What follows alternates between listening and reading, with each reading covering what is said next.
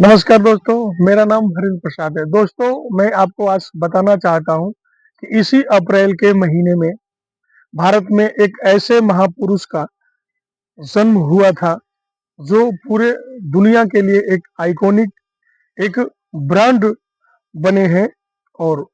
बन गए थे। दोस्तों, दुनिया के सबसे बड़े अर्थशास्त्रियों में से एक थे, दुनिया के सभी महापुरुषों में से एक थे, दुनिया के सबसे बड़े बैरिस्टरों में से एक थे, दुनिया के सबसे बड़े विद्वान और दुनिया के सबसे बड़े शिक्षित व्यक्तियों में से एक थे। दोस्तों, जिनका नाम था भारत रत्न बाबा साहब डॉक्टर भीमराव अंबेडकर, जिन्होंने भारत का संविधान की रचना की, निर्माण किए,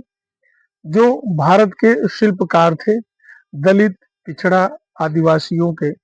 मसीहा, नारी मुक्तिदाता, महिलाओं के मुक्तिदाता, जिनका जन्म दोस्तों 14 अप्रैल 1891 सूबेदार रामजी राव तथा माता भीमाबाई अंबेडकर की 14वीं संतान के रूप में एवं अंतिम संतान के रूप में मध्य प्रदेश के महू छावनी में बाबा साहब का जन्म हुआ था। दोस्तों, अप्रैल के ही महीने में 1906 में बाबा साहब की बाबा साहब का जो विवाह हुआ था, वो भीखू बांगलकर की पुत्री रामाबाई, श्रीमती रामाबाई से बाबा साहब का विवाह हुआ था। दोस्तों, और अप्रैल के महीने में दोस्तों बाबा साहब ने 1923 में बैरिस्टर की डिग्री प्राप्त करके